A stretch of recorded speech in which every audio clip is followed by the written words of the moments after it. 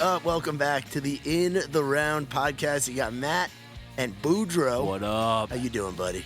I'm doing good, man. How you feeling right now? I am psyched to be doing this episode because it is with one of my best friends here in Nashville, Tennessee. One of my best friends in the world. It's Miss Carly Rogers. And Carly, what's that ad read say? We're going to let guests do an ad read. Yeah, what's up, Matt? Okay, let's do this ad. Want to tell y'all about our new friends at Trailside CBD Emporium. Our boy Andrew, shout out Andrew, and his team will meet all your CBD and hemp needs. From oils and gummies to cartridges and flour, they have you covered. Y'all go check them out at trailsidecbd.com and use promo code ITR at checkout. That's trailsidecbd.com. Promo code ITR, like in the round, for 20% off your purchase. You can also find them on Instagram at TrailsideCBD and Facebook.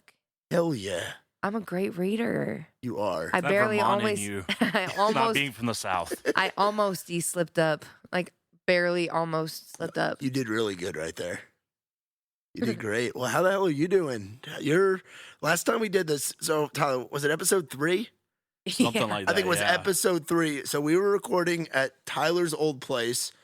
We had cats there. And we Yeah. learned that day that you hated cats. Oh, I hate cats. And somewhere in here, probably towards the end, I'm going to redo the audio from whenever the cat jumped on you. Did I scream? Oh, yeah. I can't remember if I screamed There or was not. like the cat, and it was like terrorizing you. It was on the guitar case behind you, and it was like reaching up and just like tapping your Oh shoulder. my God, I'm Yeah. getting anxious just thinking about it. So that was back in like March, I want to say March of 2019. So that's over a year ago. Almost a year and a half. Almost a year and a half. And now we've grown a lot. You've had what you've done in that span of time, pretty freaking insane. Thank you. Yeah, everything's going great. I can't complain.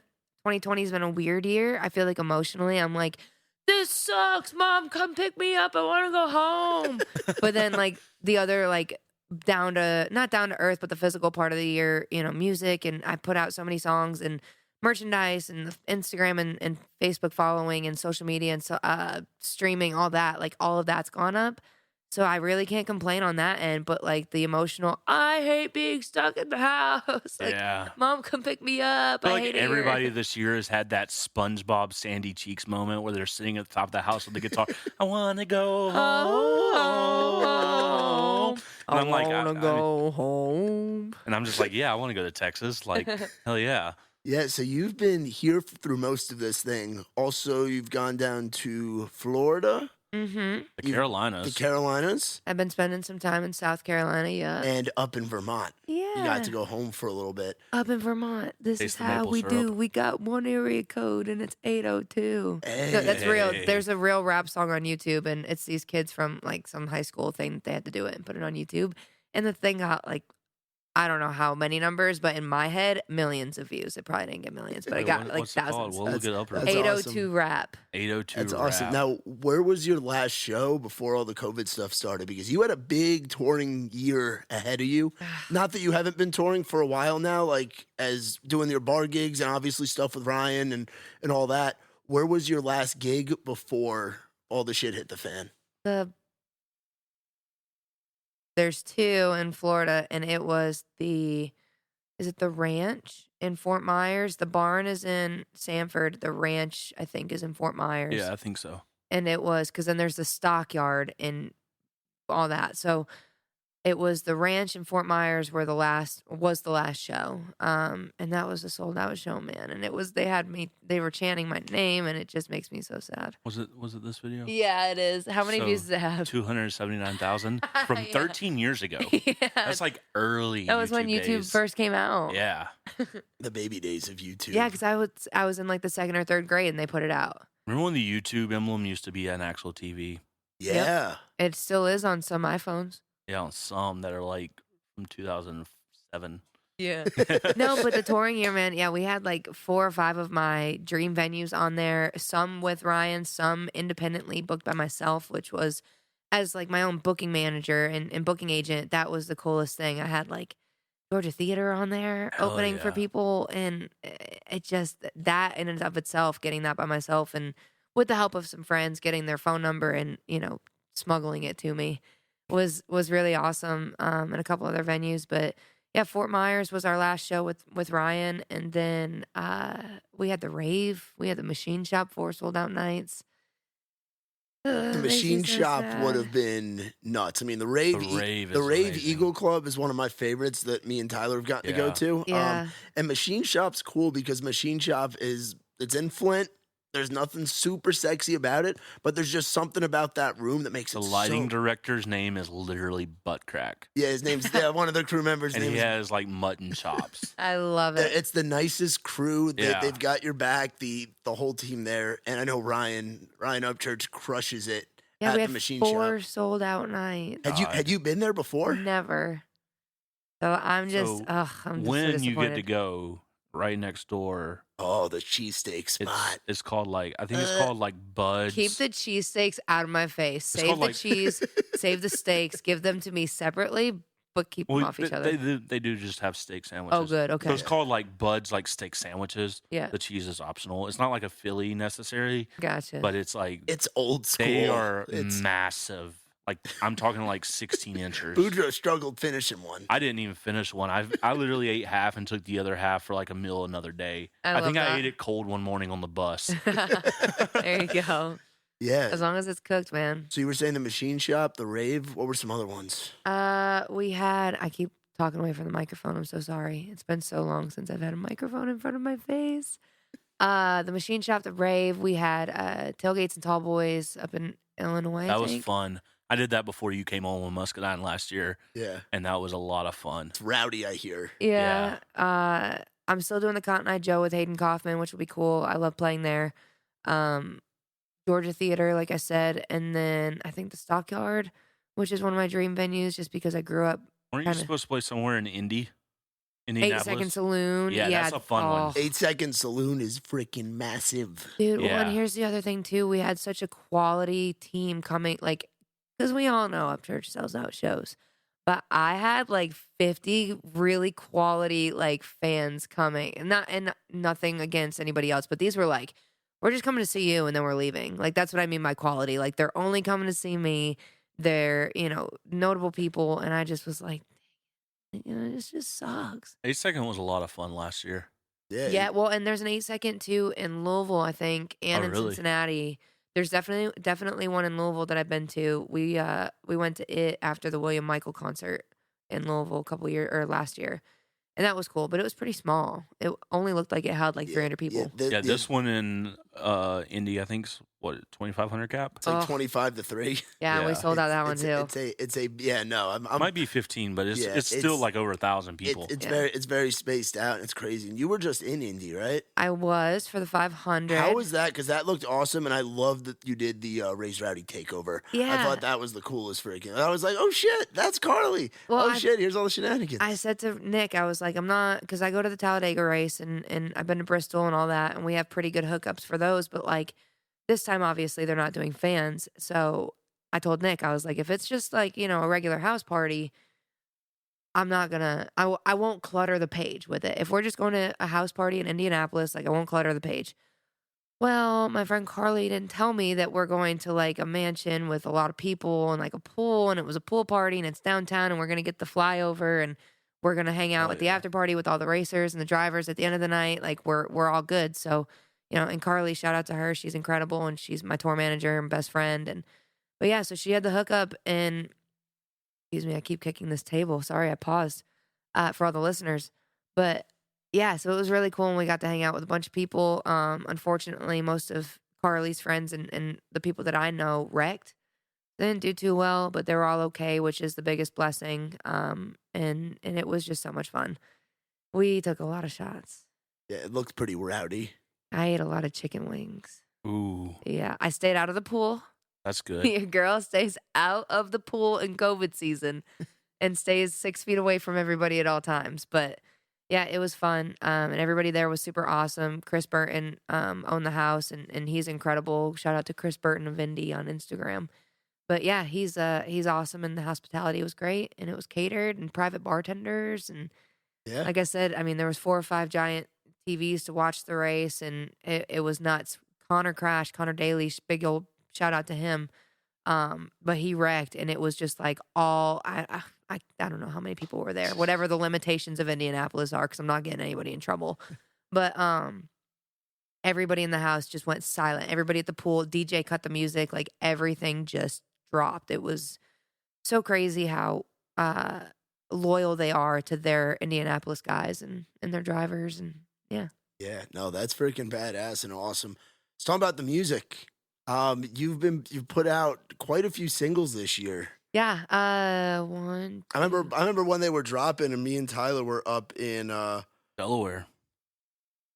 we were up in Delaware, and Yeah. freaking I was like, oh shit, here's Drunk Side of Drinking. I Yeah. was like, oh shit, here's Just Another. Like these songs, and they kept on dropping. How's the response been? Dude, it's growing and it's awesome. And we have another song coming out next month. And I just wanted to let these 3 sit for just a second and see how they do. But yeah, so we've got one more coming out in September. Hopefully 2 more coming out through the winter.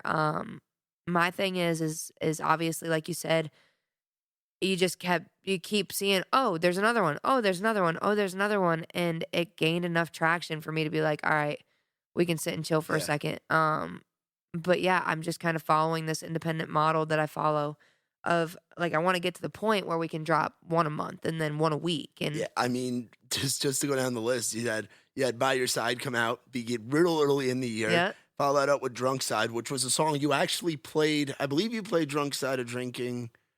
Did you play that last time you were on here? somewhere else.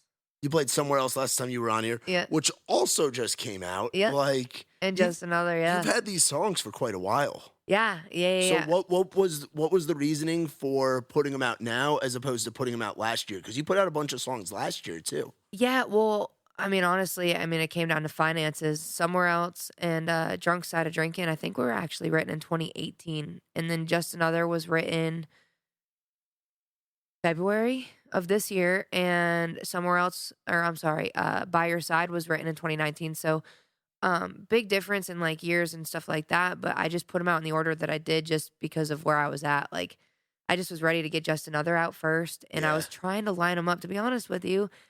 I was trying to line them up after each Upchurch show. Like, do one, like, I dropped By Your Side January 5th, right after our Upchurch shows. I dropped Just Another right after the February shows. Drunk Side of Drinking was going to come out in March after, whatever shows we were playing in March and Somewhere Else. So, yeah, that was the reasoning for putting them out this year. But honestly, last year I just was broke. Yeah, no. And I was just asking if there's like a certain process and like you're waiting to put this song out because so and so happened. Like, because the other thing too, your Instagram. Yeah. It has become. I remember when we were trying to get you. I think it was like to 10 or 20,000. You're coming up on what, 50 now? Yeah. And I'll have it in the next. I average 600 new followers a week. How do you do that? I just stay consistent. I manage my own social media. They're disclaimer, alert, whatever, but they're like robots that you can hire to like follow and unfollow people and stuff. I just stay consistent. I post every 2 to 3 days. I always have at least 5 stories on my Snap or on my Instagram story. Facebook, I'm trying to get people over to Facebook and it's growing. And, but yeah, I stay consistent with it and I'm interactive. I went through my phone time and it made me feel so horrible about myself, but I spend like 8 hours a day on my phone. Yeah. Actively, like not just letting Spotify play or whatever, or podcast play. I actively spend like 8 hours on my phone. Yeah, no, that's pretty. I mean, the thing is though, is it's working. Yeah. Like you're seeing the growth of the Carly Rogers brand. Like, I mean, hell, I went and helped you pick up some merch. Like you've got people buying your shirts and stuff online. Yeah. Like it's getting to that point where like the base is growing that much. And it's just cool to sit back and see your live videos too. People, what's the wildest thing you've seen, like craziest like comment or whatever that you've seen on a live thing? Because I know like Deerdorf or whoever will pop on and just kind of mess with you, like your buddies, all those folks. Yeah. But, like, you got to get some interesting people on there. I definitely do, and I'm lucky I haven't had any. Because sometimes I'll mess around and just like let somebody in because I get requests to come in and stuff. And now, granted, like Leroy has half the amount of followers that I do, and he gets twice as many people in his live. So my lives aren't on and popping. Like, I'm not that funny.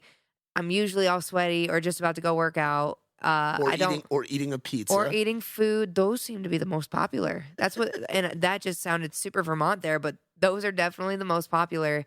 But I think, like, I've had just people get on, say, like, somebody got on my live yesterday and said, I don't look like my photos. I'm like, that's weird because I don't put any makeup on and I don't edit my photos or anything. Yeah. So you just must be mad. Your flashlight's on your phone. I know. I hate when that happens. Like, I love that the flashlight's so accessible because it is useful.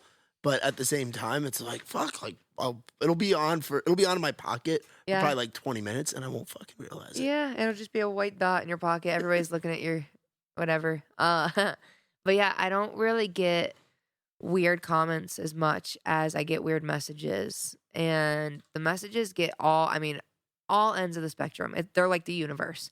You get one from Mars, you get one from XYF274 whatever number planet like in a distant galaxy. Like, and they're all with great intention. Very rarely have I gotten any negative reactions from anything. Literally anything. I never get fat. I never get ugly. I never get anything like that, which is impeccable. And I'm grateful for that. I hope it stays that way. But more and more people, it's like once a month I get somebody that's just like, you're going to get really fat and die if you keep eating like that. I'm like, yeah, man, I'm aware. Whoa. Actually, Wow. somebody's manager, an artist that we all know's manager messaged me that today. And I was like, bro, why? Today. Wow. Yeah, on Snapchat. So On Snapchat. That's what I mean. Like, it's that kind of relationship. Like, dude knows me. yeah. How does Snapchat work as an artist? Because you utilize your Snapchat very well as an artist, but you also do it as a personality. How does that work? Yeah, so... Because it's like a subscriber thing in a way, correct? Or like a follow? Well, so what happens is I just have it wide open. So anybody can add me. If I don't add them back, they're technically a subscriber. But some days I'll get on a wild hair and I'm like, hey, I'm adding people back on Snapchat. Go add me and I'll add them. So then it's on their friends list. Either way, they're still seeing my stuff. But just where they're seeing it at. yeah, if it pops up at the bottom part or if it comes up on the top, and whether or not, and this is the same way with Instagram, whether or not I'm in the discover page versus the top 5 whatever stories that, oh my God, I just hurt my shoulders so bad last night and I forgot I can't raise it. And I just raised their hand. Yeah, you just did like a firm like hand raise, like you're And in class, like I know, call me. And you're like, my arm. I Call me got, John. I Gonna got have to up have there. labrum surgery. I got up there and wanted to play it off so bad, but I looked at Matt's eyes and Boodro, I know you didn't see this part, but literally I looked at Matt's eyes and went, It's a sign of defeat. So whether or not I'm gonna have to like hold on to my jeans or something, but whether or not I'm in the discover page or in the top whatever's of Snapchat or Instagram, like the story things, I don't know what they're called, but the little circle bubbles that are at the top, depends on how interactive they are. So I really try to like on my story today, I saw something on Facebook. It's like, how many colors do you see? And it looks like only one, but then you kind of like focus in on it and there's 5. And That would I be a put- good one for me to do right now because I'm colorblind. let's see. I mean, I barely even saw How the different- many interactions did you get off that? I mean, right now I don't have a specific number, but it's only been up there for, let's just see. It's only been up there for 6 hours. And How many people have seen it? how many people in 6 hours? 1,000 1,000? You have 1,000 people. That's on your Snapchat? on my You- Instagram. I'm sorry. No, my Okay. Snapchat. I haven't posted on my Snapchat.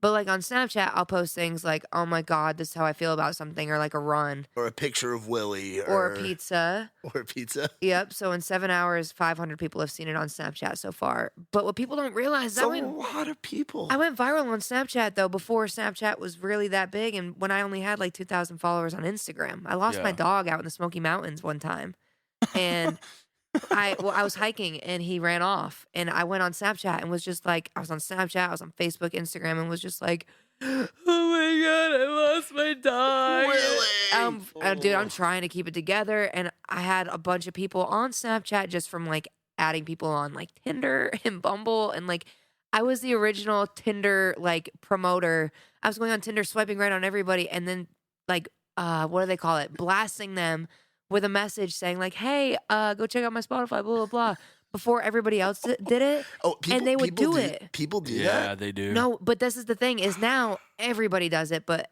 5 years ago, nobody did it. Tinder was new, so nobody did it. And when I would do that, they'd be like, "Oh, I've never had a message like this before. I get that you're not trying to date, but cool music. Like I'll follow along." So, and, like, here's my Snapchat, and now occasionally there's the unsolicited private dick pic, whatever. That I just don't open. No, and it's really bad. Like my sister-in-law even was asking me one time, and it was so uncomfortable because she's a psychiatrist and a psychologist, really, but she works in child psychiatry. And she was like, "So Carly, like, I see the comments that you get on your Facebook and your Instagram," and she's so sweet, the sweetest, kindest voice. And she goes, "How many dick pics do you get?" Or how many? Or no, she didn't say it like that. She goes, "How many naked photos do you get?" Like, I have seen the comments, and I'm sure. And I go, "Caitlin, you just don't even want to know." But this is the Snapchat story thing or the Instagram story thing I was talking about. Like, what colors do you see? Let me see this. Yeah, let me see if I can. Jeez. You know what the problem is, though? You're probably not the only girl that's getting that done to either. No. Like, there's probably all kinds of that shit You'll have to flying like hold it around. down or it'll flip. That's pretty wild. Okay, right Oh. off the bat, I see 2. Okay, Okay, now there's 3's coming in slowly. three's coming in slowly. Oh, there's a 4th. You might have to like flip it. See, Adjust it. you can show him blue when he sees like fucking red or something. Oh, Like, yeah, he's no. severely Okay, colorblind. I see 4. I'm done with 4. It's 5. There's like on the right, there's like a bluish, Yeah, and then the middle's white. it's actually purple on the right, but No. Oh, It's more whatever. purpley. I'm colorblind. I So know. fuck it. I actually see colors. And I had to say this to my cousin when I went home last time. We were sitting there having a family barbecue because I only come home every so often, and Is it blue on the left? I got to look at it. I don't remember. And there's like an off white to like the Yeah. center left. And there's a pinky. Oh, that might be pink that I'm seeing. I don't know. Oh yeah, so it's like purple gray off to the right, and then it's like super whitish, like minty blue Yeah. to the left. I just see white and gray. Yeah, Maybe you're more colorblind than I am. No. Nah. but No. Nah. No one is. but so no, with No, a lot Snapchat of people though, are. it's super cool though. And I lost a dog, and I was on Snapchat, whatever, for however it was like 3 days, and I didn't shower. Like after the second day, my tent just wasn't doing it for me, and I was way out there, and it was. Oh, I can't even remember the name of the town now. But anyway, I was 20 miles from like any sort of town. And so the closest hotel was like 45 minutes. And I finally got one just to go shower. But like I had been out in my tent for 2.5 days, no food, no extra water, like just my sleeping bag, no shower, and was just trying to like find articles of clothing that I could like ravage from underneath my floorboards of my car from basically living in it on tour for the last 3 years. Which I don't actually live in it, but sometimes I throw like random clothes or whatever in there, and leaving them out in the woods so Willie would come back because he would smell my scent and then like come back and be able to find me. And that was my logic, and I documented the whole thing. And I had somebody at CMA Fest that year, it was like 3 or 4 months later, being like, "Oh my God, you're the girl that lost her dog." And I go, "What?" And she was like, "Yeah, like you lost your dog and you were posting about it on Snapchat." And I was like, "Yeah, I was." And they're like, "We're from Nevada. We saw it. Like we were sharing it for you and all Holy this stuff." shit. I was like, "Well, he wasn't in Nevada, but thanks." Wow. So it's cool, but Snapchat's weird, man. I definitely learned. Are you a TikToker? I try. 'Cause I think you and I have talked about this before. I have like but all these unread snaps. Holy, I'm kind of scared to open them. I kind of want to play roulette and open them up and see if we get a dick pic. Let's See get it. if there's just a big bulging fucking. Rebel00702. Shout out to you. He said I was lit. I was very sober in this photo. I just looked like an idiot. But that's only, we're saying roulette. That's only the 12th. So that's only 10 days ago. Let's go back like a couple. Let's Oh, go back a God. couple. Gosh. All right, we're back when I was messaging Lainey Wilson on Snapchat. Oh, jeez. TBT. Let's go back. You can ask me another question if you want while I'm doing this. So TikTok, what have you found, and what do you think, since you're such a big Instagrammer, what do you think about those, the clip thing or whatever that Instagram's doing? It feels like it's TikTok, but on Instagram. I wish I was better at being consistently funny. I think I would do really well on TikTok, music for me, like prime example, Priscilla Block. Like she got famous on TikTok because she's funny. Well, And her and like 7 other people are doing this thing on TikTok now called the 615 House. yeah, they went LA with it. Yeah. Yeah. And that's like a thing that like a lot of TikTokers are doing is they're just going in on a house together basically and living together and doing kind of like reality TV, but TikTok. Well, and then having the same consistent 4 people. I mean, it's a great business model. Like Yeah. you have the same consistent People will watch sharing it. followings and then also doing their own thing. But like Priscilla got so funny with her songs on TikTok that like it just blew up. And also I found that TikTok is super random. Like Yeah. I can post a video and it gets like 100 views. And then I can post another video or the same video twice and it blows up to 20,000 in an hour. And also my videos that get 20,000 in an hour get deleted because they violate TikTok's standards because they're not liberal. Like, and I'm super duper sorry for going that way with it, but like I got shot in the butt with a rubber blow dart and they took it down. Yeah. And then I got shot in the butt with a real blow dart and they took it down even faster. I'm trying. I think I can guess who shot you with the rubber dart. Was it up? Where was that? It was not Upchurch. It was not Cheatham County. I was gonna say It was Cheatham County, but it wasn't Upchurch. Josh Phillips. Oh wow. Oh yeah, shout out to Joshy Poo. Oh man. Call him Joshy Poo Poo. I'm really trying to find some, but you know what? I think they like deleted themselves or something. So I'm gonna find something. Let's see. Oh, Guys, I know that one. she's literally just scrolling through her Snapchat and it's just all these unopened messages. So if you're a Yeah. Carly Rogers fan, I mean, keep Snapchatting her. There is hope for moments like this. I but, do yeah. sometimes late night, especially, and that's the worst time to open Snapchat. You're just asking. You get for... the 2 a.m. what's up. I got a You're Gorgeous on May 17th. Thank you so much, Jay Birchfield 69. It's Tyler just snorted. No, that wasn't me. That was Carly. God. Let me see. Let me just find another one from more recent. I went like way down. Oh man. I gotta find a photo. I don't know this guy. Do you use Facebook at all? Like, is Facebook a big promoter for you with your business? Yeah. So Facebook has 2 separate. This is the best way to describe my Facebook versus my Instagram. Instagram, I've got almost 50,000. Facebook, I've only got like 12,000. No. I go on Instagram Live, I get 20 people, and that's fine. I'm cool with it. They all like my stuff. I don't need them to come on my live. Whatever.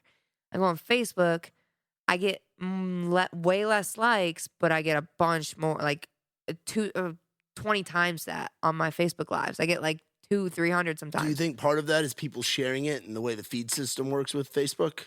Absolutely, but I also think it's an older demographic. Yeah. And they're like commenting, and also I put my Venmo and my Cash Yeah, App on how's that? Instagram. Yeah, you've been very good about that. Well, I try not to overdo it and oversaturate it because it got oversaturated like that. And now OnlyFans is in the picture. I snapped for anybody that couldn't hear it. Now OnlyFans is in the picture, so people are moving to that, and they're kind of getting their wings wet with Patreon. But I throw my Venmo and my Cash App on there once a month, maybe. On Instagram, I might make like $5. Facebook, I just paid 2 months rent. So, Congrats. but it's just a different demographic. And that's what I mean. It's like, it's a lot of younger kids on my Instagram.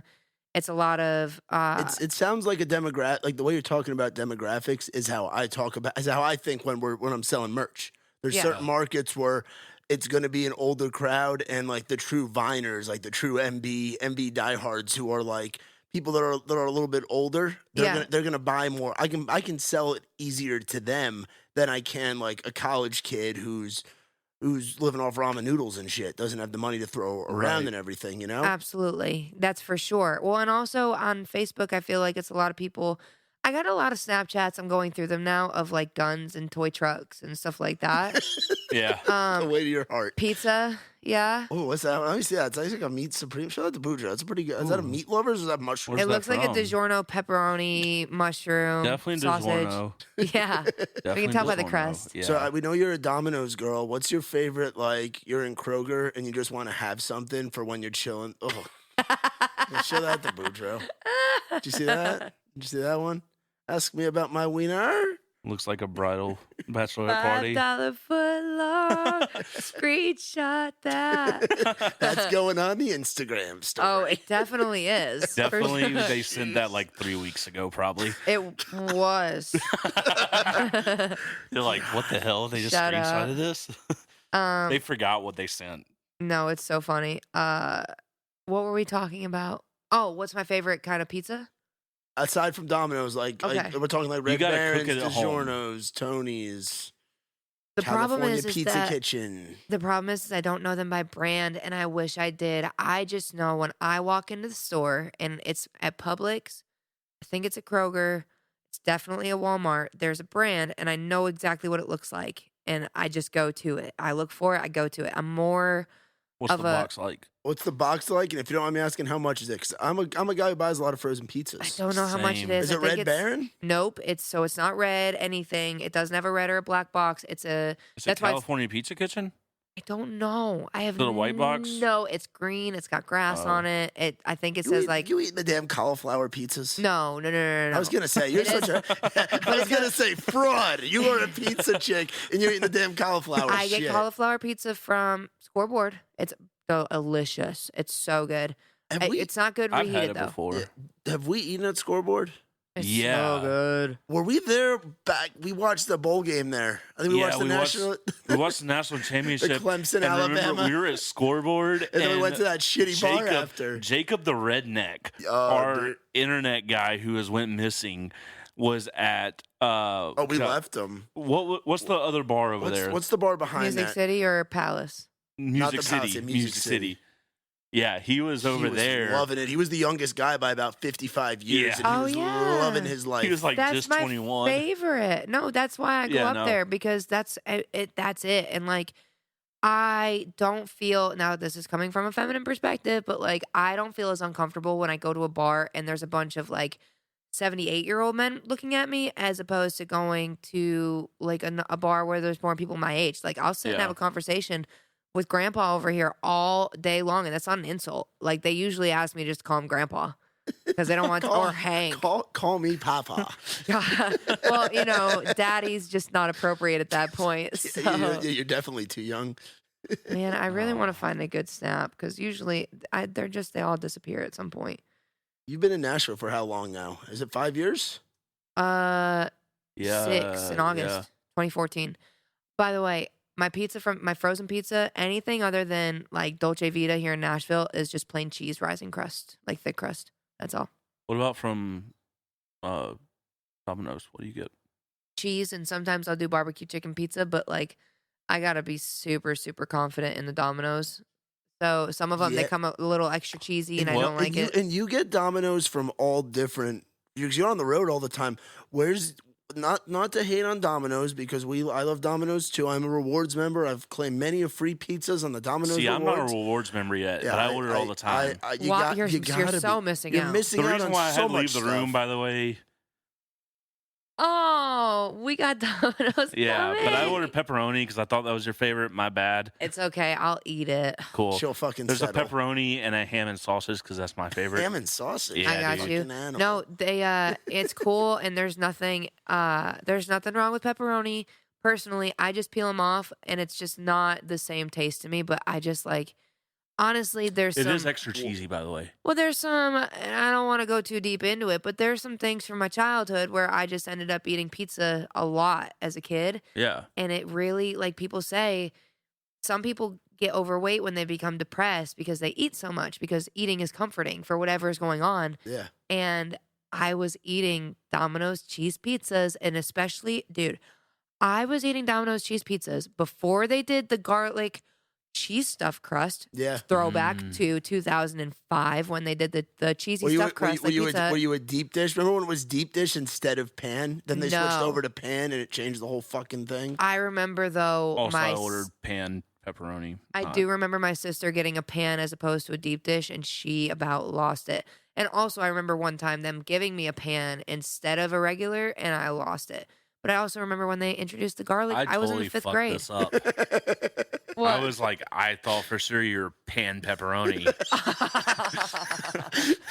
Do you not look at her Instagram or Facebook or her Snapchat? Fuck, man. My bad, Carly. It's okay. I'm still gonna eat it. I'll take it home and eat it too. Or you guys eat it. I'll just have a couple. I got slices. the garlic parmesan bites also. So I do like those. yeah, those are literally cocaine. Oh, that and cheesy bread. What's been your most disappointing Dominoes? Like where, if you can pinpoint? That's where your question was going. Yeah, not to draw hate on the brand because we love us some Dominoes. But where was the worst Dude, one? honestly, here in Nashville, like, and it's so the one I live right downtown, and the one that I get is so inconsistent. Like, sometimes it'll be like the box The was one on sitting. 4th or 2nd. Yeah. Yeah, that one is so inconsistent. Sometimes, dude, it's the best. And that's why I just switched to going over to, I just get small pizzas and it's like $1 extra difference. But also, I'm not eating as many calories, but they're more consistent with the small. With the mediums and the larges, sometimes they'll let the box sit crooked so the cheese all falls to one side. And I'm not like a cheesy, cheese it up, whatever they ask you on the website. That's just not me. I did that too. So here we go. We're 3 for 3. I've struck out. The Carly Rogers special: pan, pepperoni, extra cheese pizza. Boodro, you're fired. You're fired, man. Boodro. You're fired. Oh, I couldn't breathe there for a second. That's Let me handle guest hospitality from here on out. The gesture was good. Yeah. He meant well. He meant well. Fucking Boodro. Dude, but here's the thing, though: is it's still pizza. I'm still eating it. Like I'm not yeah. ungrateful. Dude, you know what? Our latest Domino's hack. We were watching NASCAR with a good buddy, Dawson Edwards, the other day. Big old Dawson Edwards He's fan. Wild. He's a good dude. We love him. It was a pretty chill night though. Yeah, it was a rather chill NASCAR race, but we were there on Saturday, and I decided to put in the Domino's thing. Why the hell not? And Yeah. I put it in. I decided, so I'm a big cheesy bread guy. I'm a big you cheese. can't mess with my cheesy Yeah. bread. Yeah, yeah. So what we did, we got the bacon jalapeno one, but we took the jalapeno out. So it was just bacon and cheese. Yeah. It was redonkulous. Oh, there you go. You know, you can make that at home too. Yeah. I'm a big just Matt plain. doesn't know how to cook though. Hey, I'm getting there. I've been making sandwiches, bro. That's like halfway there. Congratulations, you can do what a 5-year-old can. Yo, why is it though? Every time I come over here and hang out, like, and do an interview like this, I have the worst allergies in the world, and my There's- nose is all stopped up again. There's no cats here. I know. I just There's the no seasonal, animals ever lived There's in no this animals house. ever lived The here. seasonal. No, I don't hate Yeah. cats because I'm allergic to them. I hate cats because I could kick them across the GD street and not feel bad about it. I hate cats so much. What was your first bad experience with cats? Because we didn't talk about this last time because it was kind of like it was the 5-pound 8-ounce gorilla in the room because I mean they were probably closer to 15 pounds. They were some fat cats. Nick, we loved your cats. They were Yeah, awesome. yeah, They were yeah, the sweetest cats I've ever Nick, met. we had good times with them. But when did you start saying like, "Yo, fuck cats"? Now let me also clear the air here. We're not gonna do the whole Netflix documentary thing, and I would No. absolutely never in my entire life dream of purposefully kicking any sort of animal, whether it's a snake, a turtle, a cat, a spider, whatever it is. I catch spiders and put them outside. So I'm not a killer. I'm not an abuser. But when I was 4 years old, my parents found this stray cat running around, and they thought it'd be sweet to get it. And we had a dog, so I don't know why they wanted a cat. My parents don't like cats. I have cat dog. My dad's allergic to cats, actually, so I don't know what the thought process. I never asked them why they got this cat. But they took it in, and the shelter wouldn't take it. I think that was what they were doing, was trying to bring it to the shelter. Shelter wouldn't take it. Shout out to Second Chance Animal Shelter up in Shaftesbury, Vermont. And we had to keep it. Well, the thing, I would wear this like Teletubby tutu, like nightgown, and it would come down and it had like frills on it, whatever. And the thing would sit there and play at it, and it would scratch the back of my legs, front of my legs. And then it got so used to attacking me, I think, all the time that I was small enough where it could jump off the couch and just land on top of me. Off the top turnbuckle. Off the top rope, Yeah, dude. Thing would jump off the. What was the cat's name? Okay, You so gotta remember his or her name. I think my parents called it Greta, but I called Because it they Star. regretted it. What'd you That call was it? quick. What'd you call it? I called it Star because I hated the name Greta. I thought it was so ugly, and it made me think of Hansel and Gretel. What kind of cat? Like, was it like what?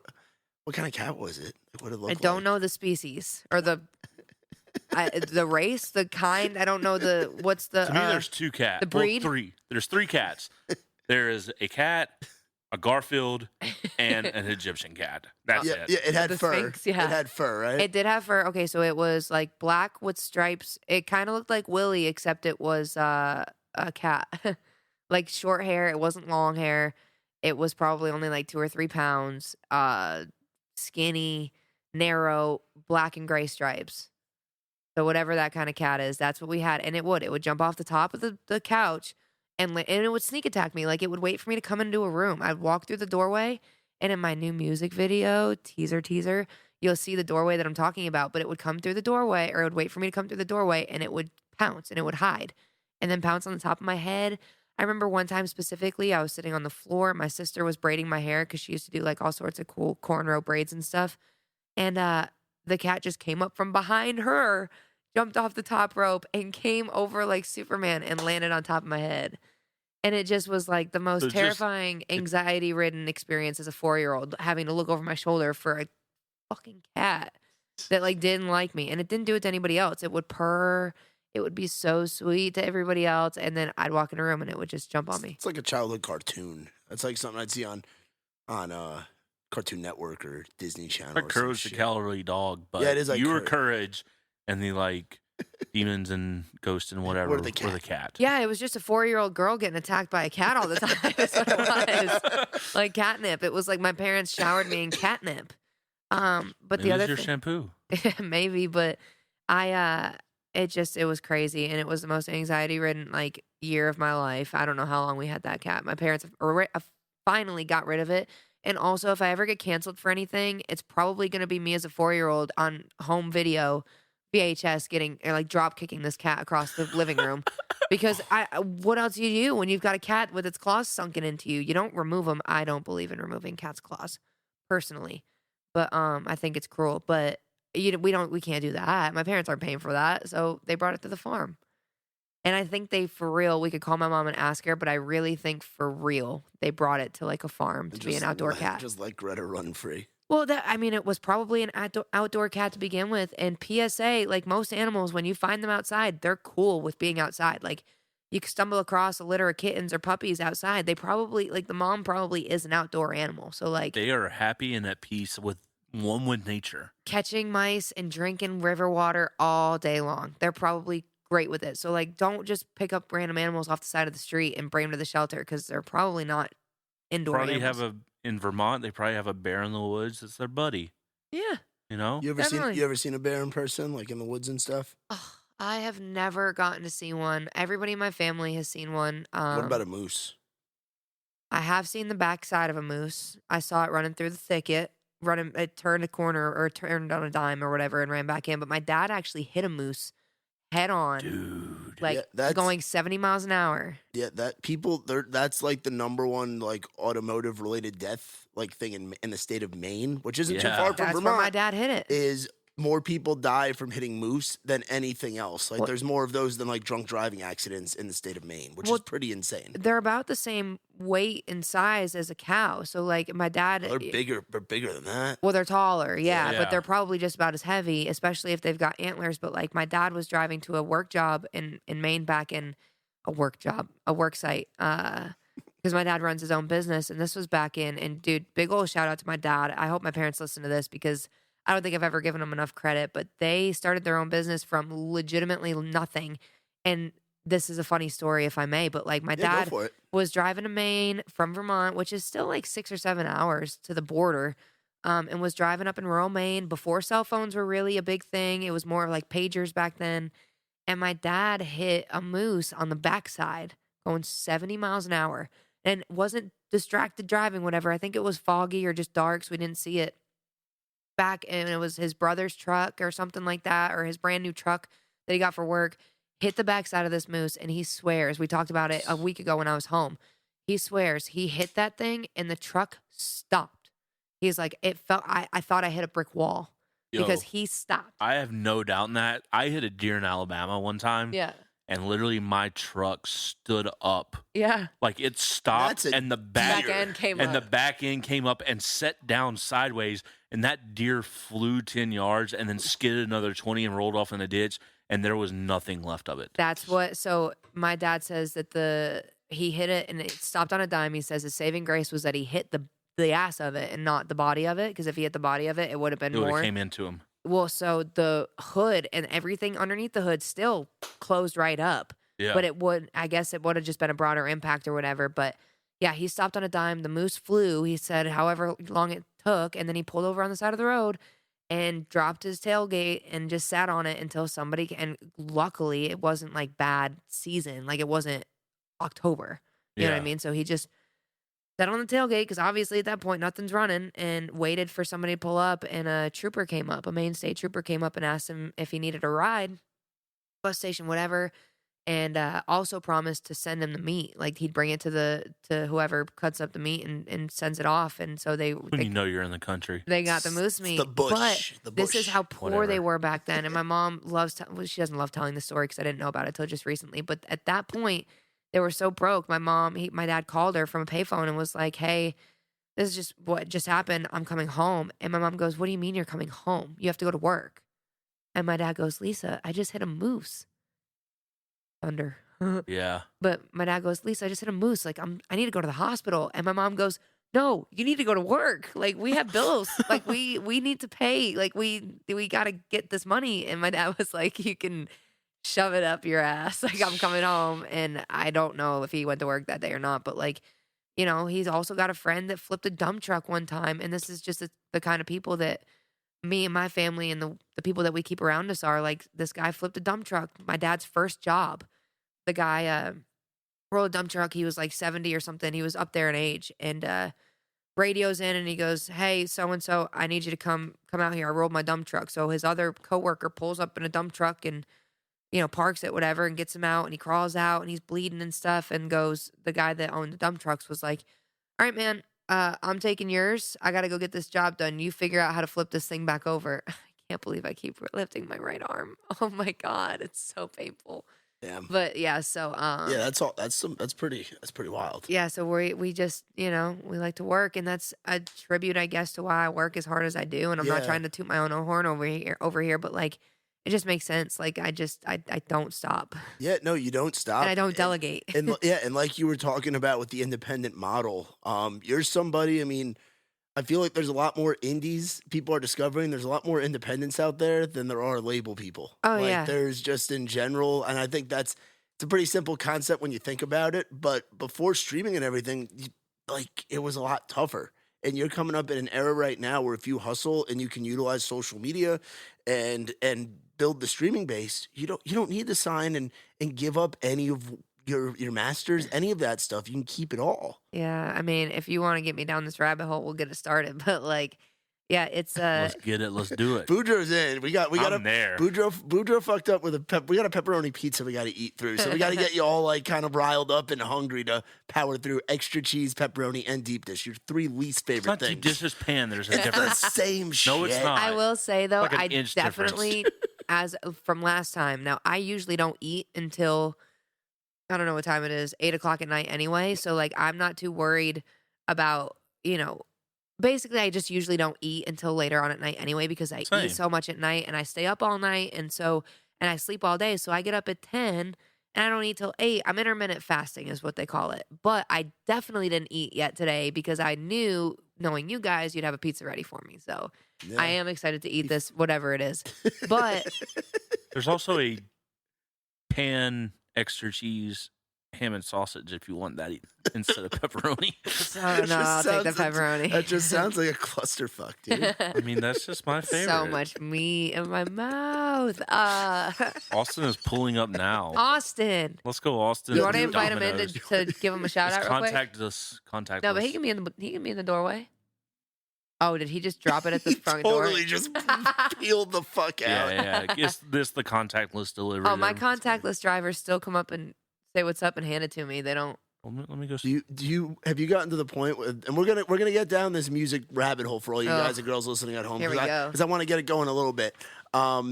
Have you gotten to know some of your Domino's delivery drivers because you order it so much? Because when I was in college, there was a guy named Fawad that worked at the Trenton Domino's, and I knew him and I had his personal number, and he came in and partied with us one night. Oh man, you know I used to have. Oh, it's Austin. Hi, Yo, Austin. yo. We're live on a podcast. Sorry, your first name is out there. Oh, this poor bastard. Shout out to Austin at the Domino's in Antioch. We love you. Yeah, dude. He's Probably shouldn't have said where he worked, and you know, but it's fine. It's okay. It'll be cool. The Big Brother's watching anyway. Oh, we can get you on conspiracy theories too. Oh, I don't know what's crazier, talking about the music industry or conspiracy theories. Yeah, honestly, I mean, the music industry is a conspiracy theory, but if we want to talk about it, but So for you? What's that approach and stuff as an independent artist? And you're oh wait, no, the Dominoes thing. I have never had a Dominoes driver I felt comfortable enough inviting in. okay. I guess it's different because you're a girl. Well, for sure, and there have been a time or two drunkenly where I've definitely opened the door, and I probably shouldn't have. Long hoodie, no pant, whatever. So like, there's probably plenty that were like, "Oh yeah, I'll come in," but no, they didn't. Oh, I thought he was talking to us, and Boodro doing that guerrilla warfare style promo out there. He's give him my Instagram. Give him my Instagram. He was handsome. No, I'm just kidding. You just No, we did not drop anything. Yeah, you did. The Parmesan It did not bread, drop out of the box. They're still in the box, all right? They're gonna be all shaken up. But- But we got a new follower for in the round. Yes, I love He that. said he's going to listen, so here we go. He's doing it. I did have back home. I do know some of the delivery drivers that work there now, and when I was in high school, I knew some people that I'd be like, "Yo, if you want to hang out for a minute, I won't tell Mr. Kelly that you're late, whatever." Or I had one, shout out to Justin Olansky when he worked there, that he would do the thing where somebody would prank call and order like 10 pizzas at somebody else's house and they wouldn't accept them. So I'd be like, "Yo, we just had 10 pizzas made up that were all wrong or pranks, and how many do you want?" Yeah, I had a buddy that worked at a Domino's or worked at a pizzeria or something, and what he did was he would have his friends put in like a 5 or 6 pie order, and then Take just it. never come to pick it up. Because whatever gets left, the employees take Yeah. home. And then my buddy, he ordered towards the end of his shift. Nobody would come and pick it up or whatever. And then he would just take it to the party. Yeah. And they get for free. Well, and that's what somebody, I guess, did one night at the Domino's back home, because I got a phone call at like 11 p.m. and they close at 10, which was the worst. Yeah, mine in college stayed open till 3 a.m. every night. Well, and Nashville does too, typically. And the one over by Belmont definitely does. I used to walk down to Domino's, pick up my pizza because it was $5 cheaper because I was a broke ass bitch. And but I would walk down because it was like a mile downhill, pick up my pizza, and even in like October, November when it was cold, and I would walk it back and eat it dry on the way back. I would eat the whole thing, and then I would consider it my workout for the day because I walked a mile and ate a pizza. I at the actually same remember time. hearing stories of this from certain Emily? people. Yeah. Don't want to say names, but certain I'm people that so we know. sorry. I just was jumping out the gate because I was like, "Who could you possibly know?" Yeah, Who could you know that I know? yeah. But yeah, that was a true story. And I gained a bunch of weight while doing it because I just stopped working out. So, but as far as music goes, you asked me a question about it. We can rewind because we're, especially now at the pizzas here. Hey, you know what? Real quick, Boodro, yeah, get some of those Parmesan bread bites. You eat it on the mic. We don't give a shit. Okay. You're good. You do you. What is that? Your pepperoni sausage. We can do that. What's that? It's ham sausage. That ASMD You might. Hey, QP. you might have some Snapchat followers that'll like that kind of thing. Dude, Oh, you this have, is so cheesy. Oh my gosh. Poor Carly. it's going to be totally fine. Dude, did they even cut it? Yes. Okay. But Barely. no, I did make a little bit of money Were you? on Instagram and Snapchat selling feet photos. Did you actually? I thought, yeah. I didn't know that was a real thing. I thought that was like Oh a joke. no, for real. Like when we posted that quarantine joke thing He's of got like cheese falling over his fucking lap. There's sausage. All no, right. when we posted that jokey, like me and Carly both posted like, here's an application or whatever, like broke, blah, blah, blah. Well, people actually messaged me and they were like, how much? And I was like, $20, not thinking anything of it. And they Venmo'd it to me. That's So I cheap. just sent like an Instagram play only one time beat, like it's like a Snapchat. You can't replay it or anything. So it just goes away. And and they were cool with it. Like there was at one point, and even my boyfriend knows this, like there was at one point we were visiting my boyfriend's grandmother's and I woke up. We're staying at his grandmother's too. I woke up to a $20 Venmo from this person and I was like, babe, do you care? He's like, nah, go ahead, make your money. It's a picture of your foot. Yeah. Well, you like angle it at a certain Uh-uh. way? Like what do you do? No. Yeah, I used definitely to not. have a buddy. No, I want a slice of that cheesy ass pepperoni. I used shit to have a right there. buddy in the band that I was in that cheesy ass. in Cheese- college. That cheesy head ass shit. EV. in college. Yeah. And this dude would literally like his first Want that one? like thing that he would notice about a girl is her feet. Her feet. Well, I will say, I do notice people's hands. It doesn't turn me on or turn me off any, but I do 120% notice people's hands, and it will turn me off from talking to somebody. Like I Are have. you talking about like fingernails, like dirt under the fingernails? Talking about like No. hand size? Oh, please give me all the grease stained, oil stained, whatever If they're dirt too stained soft. hands. If they're now this only goes for men because women would like if women have some nasty janky hands, of course, but like guys, if they can, and I can't even do it with my hand. This is as straight as my fingers go. I've messed my hands up from boxing and playing piano. I can't like straighten my fingers. This hand I kind of can. But if a guy can take his fingers and just like talk like this, that really actually hurts me. Yeah, see, mine it like. Oh, you mean like hurts. this, Carly? But like Boodro does fail- it like all does- the time? does- Like if you just talk like that, Oh yeah, no. or if your hands were, I have little tiny hands. If you're a guy that's bigger than me and your hands are smaller than me, I will notice and I can tell, and I will consciously say to myself, I want to get out of this conversation. Now, that's just my physical knee jerk reaction. I, as a human being with functional consciousness, can say that's preposterous. You shouldn't think of people like that and judge them by their hands. All hands matter. But 120% of the time, the first thing I notice before I notice somebody's teeth is their hands and the way that they interact with their hands. And I don't know why. It's just a thing. I notice if somebody's got vascular hands versus, but you don't talk about- with your. No. Also, I'm double jointed. I'll sometimes I can't do that. Wait, but- I can do like the whole hand like that. Yeah, I can. Yeah. Look at this one. Hold on. Yeah, you just Like pops. yeah, you can pop a finger. I'm like doing the weird stuff over here with this one. But also I can do this where I can. Whoa. Yeah. Wow. It's a lot of fun. That's pretty dope. You can yeah. Let's see. What do you think of this cheesy Boudreaux's cheesy special? Also, do you guys have ranch perchance? If not, totally Ranch, you're a fine. damn southerner. But you were from Vermont, girl. What the hell are you doing putting salad dressing on pizza? I honestly have no idea. I don't I- eat ranch at all, Mm. ever. Which is crazy. You don't eat ranch. I don't eat anything that you can put on bread but butter and I do- barbecue sauce. What about peanut butter and fluff? Nope. What? I've never liked a peanut butter and jelly. No, He's a- I didn't say peanut butter jelly. I said peanut butter and fluff. It's my friend. marshmallow. Yeah, I've never liked it. Dude, you The should only try time it. I ever like peanut butter is in Reese's. Oh, I do understand that. I don't like Reese's. There's a like or I don't pepperoni like cheese taco right here. Yeah? Let's see if we can complete this without fucking it up over me. I do like Reese's cups. That's but the only so- time I like peanut butter, period, in any other form. I love it. But yeah, with music, I Yeah, don't let's know what get- you're asking. I kind of don't remember it either. There's so much going on with the pizza. Labels, independent. Yeah, what's your approach like with the grind and working as an independent artist? 'Cause I'm you do- gonna have 'cause you- to ask you to be more specific. I'm so sorry. I don't like. What's my approach as an independent artist against the industry, or Well, like working, because you were talking about how like your family has like this work ethic and how you go into this next kind of gear. Yeah. And it's almost essential to have that extra gear if you're going to succeed independently. well, like I'll put it in perspective. I spent 2 hours today counting merch. Yeah. 2 hours. Matt Too, does and that. that's not even. Oh, I know Matt does that every weekend probably. Yeah. Yeah, but that's like 10 shirts for him, though. Well, and I counted through. I can tell you exactly how many I counted through. I probably counted through at least. I had like 30 double XLs alone. So multiply that by.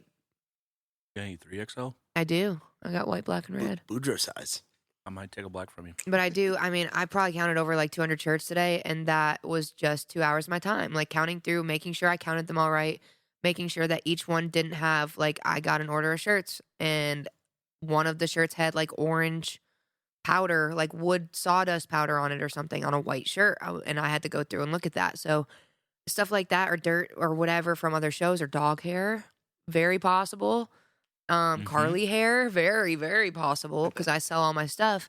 But that's just one perspective, or that's just one avenue. And then how long it takes to go in and not only just like save up the money to be able to go in and record and stuff, but to go in and record my own music with people that I hire and pay out of pocket. And then, People that I think are, real quick sidebar, Alejandro you've got a really good thing going, and there's a nice little crew of you guys that are all coming up together, Yeah. working at that studio. Third Line Collective. What's it been like working with Alejandro, and speak about some of the other folks that get their work done over there? Third Line Collective. Yeah. So Alejandro's the greatest. He not only has produced my last 5 songs that you heard Matt say earlier, he's producing my new music video. He's done photography for me. He plays bass guitar. He travels and tours with an artist named Riley Green, who's incredible, and he just does so much. He's got his own clothing line. So again, like talking about the multiple avenues of income, like there's multiple ways to make money. And you don't have to just make money off of your mechanical royalties on distribution. You know what I mean? So, And if you're an independent artist, you have to have so many different venues because one can shut down at any moment. oh yeah, like I'm not touring right now, so I have to figure out how to build a website. Excuse me, I got a burp. Got it. I do that on my live feeds too. Tune into my lives to catch me burping. But yeah, so like I'm not touring. So like touring income isn't coming in right now. So I got to figure out how to build a website to put my merchandise on for people that would normally be at shows or who normally can't be at shows can buy merchandise. And also I'm putting out 5, 6, 7, 8 songs this year to make up streaming royalties on stuff that like I won't be able to put these songs out again. And the way that we had lined it up with the tour dates was going to be perfect, and it was going to get all that extra promotion basically from the tour dates from the people that had never heard of me yet or had just kind of heard me in the background of a song. And so it's just been really cool. So with the income thing, I had to rabbit hole down that one just real quick because yeah, you definitely have to have multiple revenues of income, and every successful person has at least 5 revenues of income and streams of income. Have you ever had a job outside of music in Nashville? Not, excuse me. In Nashville, I was a bartender once at a hookah lounge, and they only hired me. Ooh, it was great. Honestly, Which one? The one that we all used to go and check out. I think it's great. So can I say the name of it? Yeah. Yeah, go for Yeah, it. Brugada. I've never Yeah. see. I haven't done hookah. You haven't been there. I haven't done hookah since like my freshman year of college. That was one of, there's 3 things that I've experienced addiction with. Now, I have put tobacco in my mouth. I have smoked cigarettes. I have done other things. I have drank alcohol. I don't have a problem with substances. Yeah. But there are 3 things that I have an addiction about, or addiction to. That's how much I know about addiction, right? Domino's Pizza. Domino's Pizza is definitely one. The other one, part of it was hookah, and that's why I had to quit. Like, I had to tell management, like, I am just doing this too much. I cannot come in here without smoking it.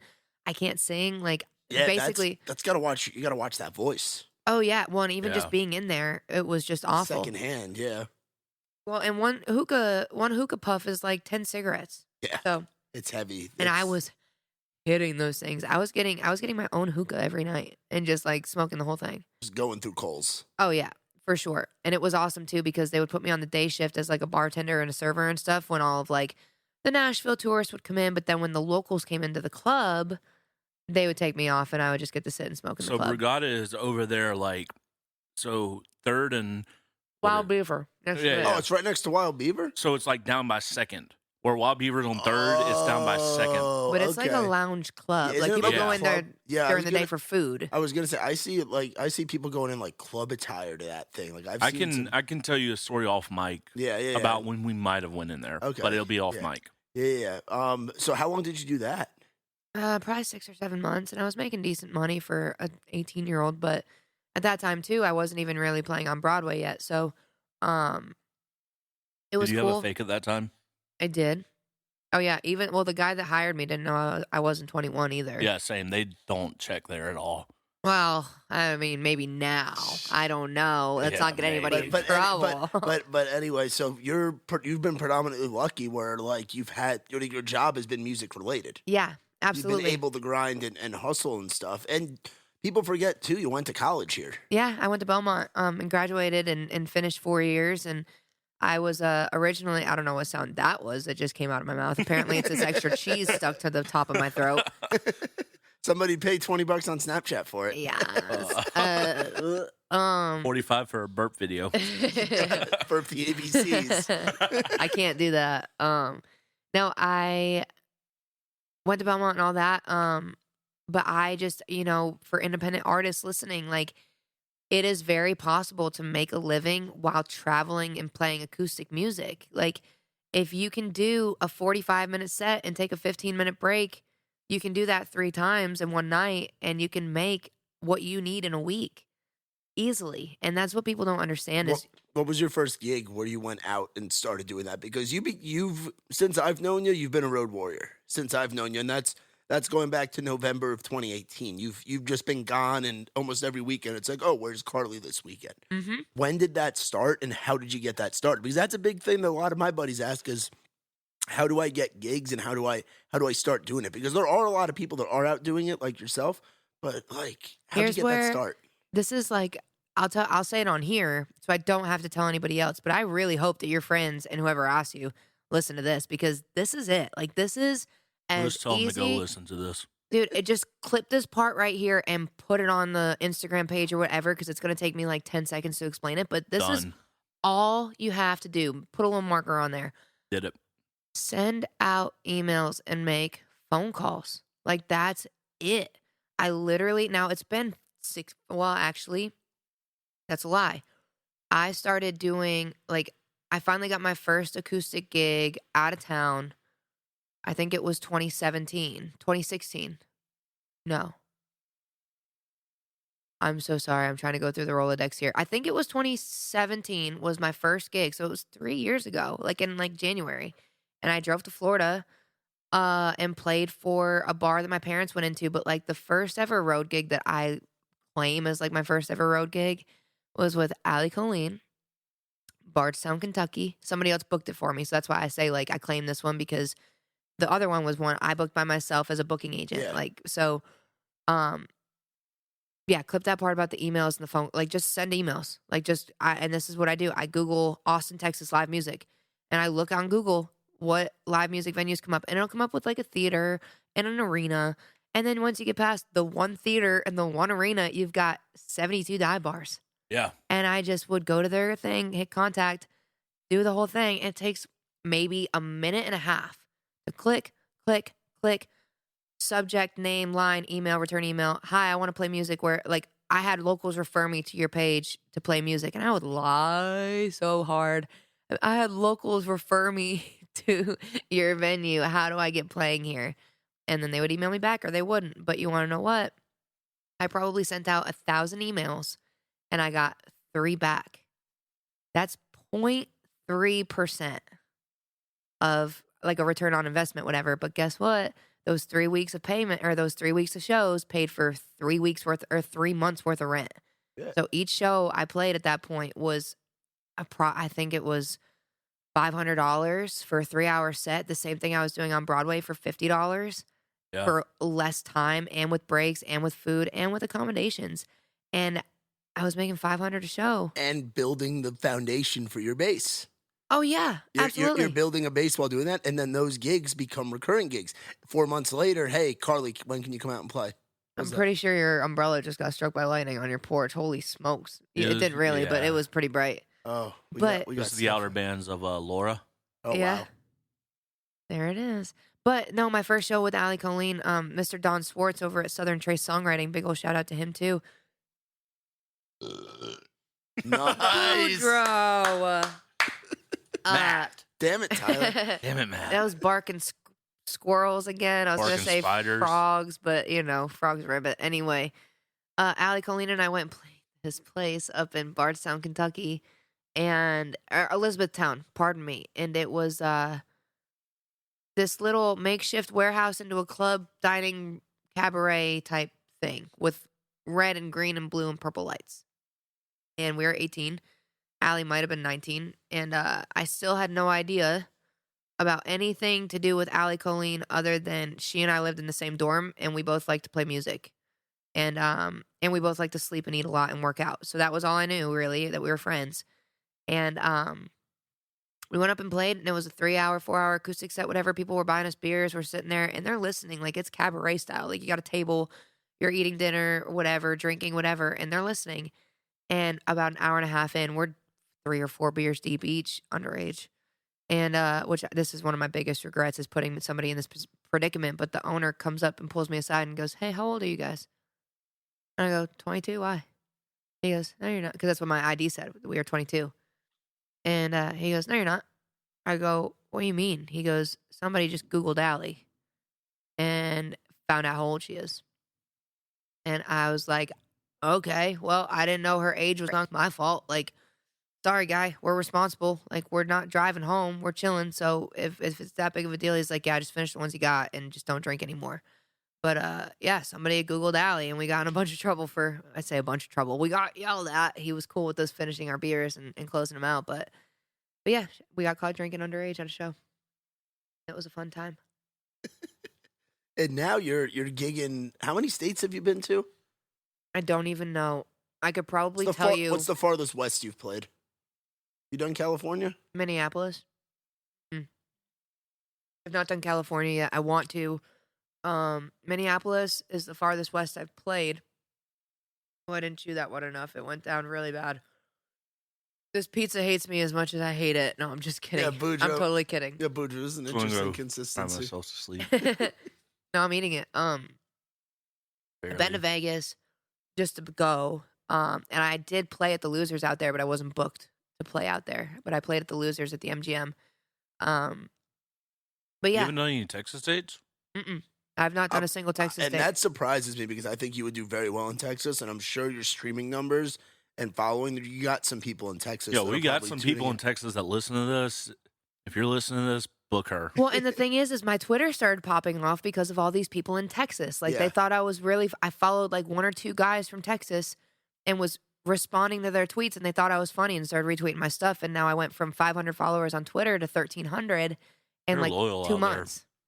It was awesome. But yeah, so Texas, I haven't done a date, but out of those 1,000 emails I sent that first couple months or whatever, I probably emailed 500 Texas venues and none of them got back to me at all. But Yeah. also that was back in my like excuse hadn't even come out yet. And that was also when Nashville and Texas still was a little bit more rigid. There's a lot more crossover now. Cody was really breaking that. Yep. Yeah. You see guys like Kojo, guys like Randall, guys like Parker McCollum, who are kind of breaking that. And then on the Nashville side, you got acts like Muscadine, for example, like different people that'll go out there and are starting to get adopted into the scenes and stuff. I think you would do really well out in Texas. Oh, yeah. Have you done Oklahoma with Allie at all? I'm still looking at Oklahoma. Now, I've kind of slacked off. I should have been booking throughout all this, but you just don't know what's going to happen. And we still technically have rescheduled dates for shows for Upchurch. As early that- as September, right? Or October? Yeah, and I'm booked out every weekend on acoustic stuff now. So, like, if those Upchurch dates still kick in, but I really don't think it's going to happen. You just can't control Upchurch fans, and Well- that's a good thing. Yeah. Yeah, well, what was that like early on when you're starting to see all those dates get canceled? Like, what was that like to get that news from Ryan, and what were you guys kind of both thinking? Because I know you guys, Ryan has his thing, Carly has her thing, but like you guys, in a way though, it's like a family environment where you learn a lot from him. He learns a lot from you. Like you went to school for the business side. He obviously has some business sense too. What was that like when all those announcements started coming out? Man, I mean, we still Date had after date after date.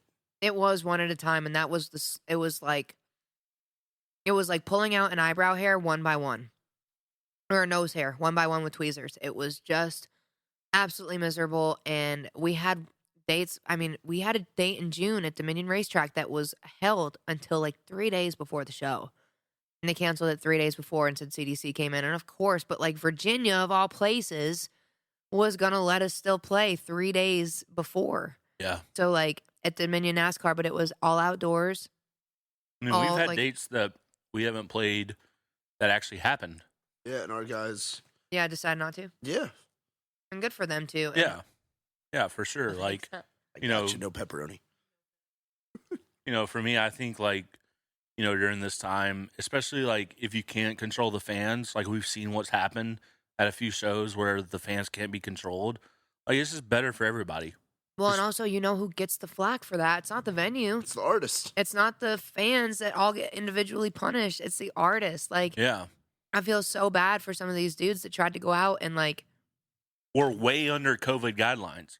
yeah. were at 10th capacity of the venue and just happened to take a photo at the wrong time where people were at the front of the stage. Well, but also the fact that people came to the front of the stage, like they Yeah. shouldn't have been doing that. And like we played an outdoor thing where everybody was spaced out and good, but also we're not, A-listers or whatever. Yeah. Whatever. I wouldn't even say he's an A-lister, but it's one of those things that like you just can't control the fans, but the fans aren't the ones that are responsible. Or,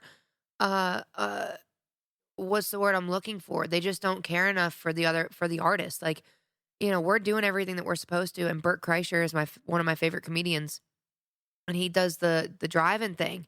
He's like, everybody stays in their cars, they tailgate, they sit, like if they're forced to stay in their car, they get creative, and they sit on top of their car, or on their hood, or on their windshield, even if they're in like Yeah. minivans, or they open the doors, or they bring a truck and put a tarp in the back, and they have a pool, and everybody's good.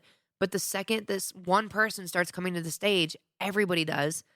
And you can't control it at that point. Right. And it's disrespectful to the artist because then their career is in the drain because a couple of selfish fans wanted to just run up and take pictures thinking they wouldn't get in trouble I've for seen it. the thing where it's like you're basically put in like it looks like a mini wrestling ring or like a little like you're put basically like in a little box. Yeah. And there's like 6 to 8 people that can be in that box. Yeah. And they have to be same household or something. Come together, same Yeah, people. yeah. And like I'm all for that if you can keep it there. But then you're gonna have the guy, on the edge of it, doing beers like Stone Cold Steve Austin, shotgunning stuff, and then everybody's gonna do it, and then one of them's gonna flip and somebody's gonna get hurt.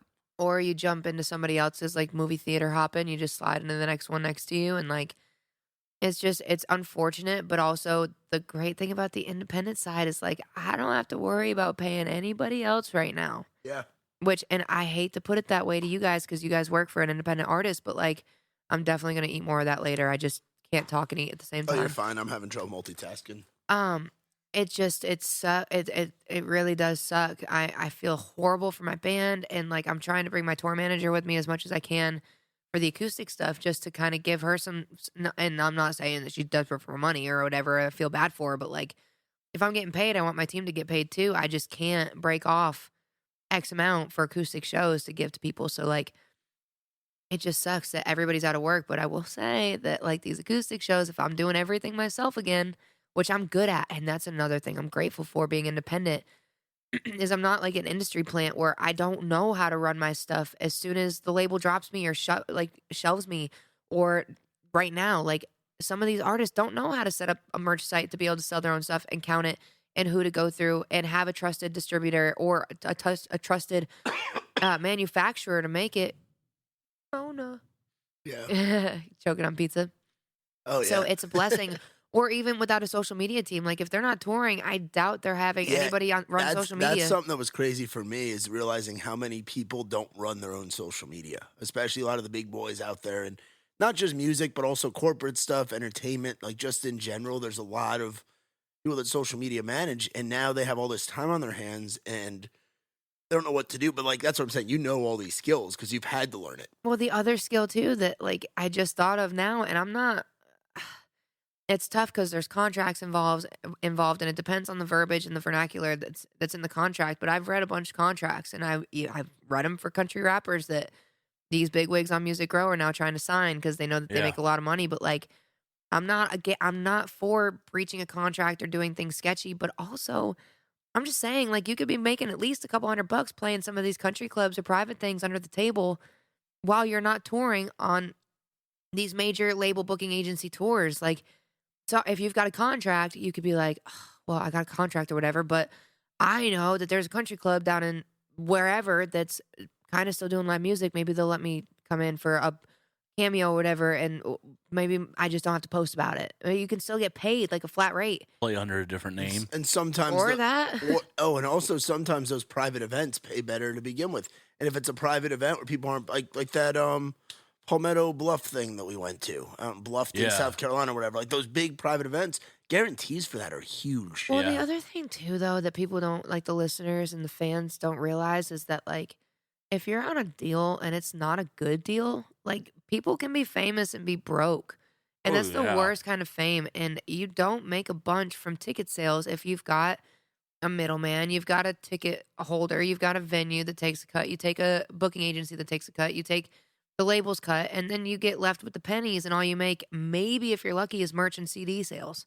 So like CD sales don't even forget. Yeah. That's if they don't have you on that like really bad 360 deal that's running rampant right now. that's what I'm saying. Yeah, those And 360 deals are dangerous. they I've do seen a 'em- few of those where I've just like literally like went home and cried. Well, here's where I don't feel sorry for people. Like, I really don't. And I had to get to this way because I wanted to warn everybody and post it all on my social media and tell everybody, oh my God, like, watch out. Like, don't do this, don't do that. Hey, by the way, there's people like, hey, fans, there's people faking their Instagram following because they're buying it, whatever. But like, here's where I don't feel bad for people is you can Google anything. You can literally go on Google and either find a free copyright lawyer that'll at least give you a consultation, or you can find a copyright lawyer that might charge you whatever amount of money. And I don't think it would be much just to read through a contract and say, yeah, this doesn't look great, but if you want to go through with it, I'll help you with it or whatever. Or just to sit down yourself. And when it comes to like a word that you don't understand, you can pull out a dictionary or like not even pull out a dictionary. You don't even have to do the manual labor. You can just Google it. So like I've read through contracts with a very basic copyright law class at Belmont for Ryan, for other guys that have had who I don't feel comfortable naming, people that have had those Warner and Sony and Big Machine contracts put in front of them. And you don't have to sign these terrible 360 deals that people are getting shafted and shelved on. That's what I call it, the shaft and shelf. And like also, just a lot of people don't know this. You can go to any college and you can audit a class most of the time, which means that you can sit in there and you can listen to the whole class and you can show up. And now it's virtual. And you can show up for as much as you want of it. And it really doesn't cost you much, if anything. And you don't have to do the work. Yeah. You literally can sit there and gain knowledge for little of nothing, if anything at all. And like, so when I was in school, if I had a better GPA, I'd be in law school right now going for contract law. I love it. That's like one of the things like I got real nerdy about in college. And like I was the kid in college. Boodro the lawyer. Like I always, even in like middle school, was like, I'm going to go to Harvard Law. And then like my GPA went, yep, and then it was no longer a thing. Retweet. But no, like that was one of the things I got really nerdy about in college, and kids would ask me questions, and I would be able to answer it sometimes just as good, if not better than the teacher, because I could put it in layman terms. Yeah.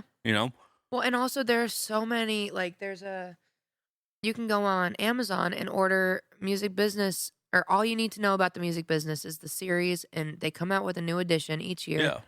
I noticed, like, I have it. I actually just gave it to Leroy to read through. I don't think he's probably touched it, but I think I have 4 versions of that from college.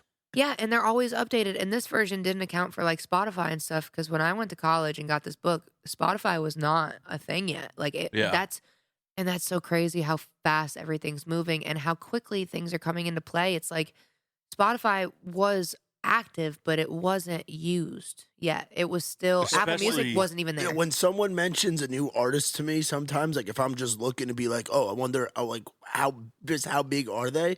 Something I look into is Spotify streams. Yeah, that wasn't a thing Everybody a few years ago. Like Spotify streams, like the numbers on social media and the streaming sites really freaking matter. I was in my last year of college, which was 2018.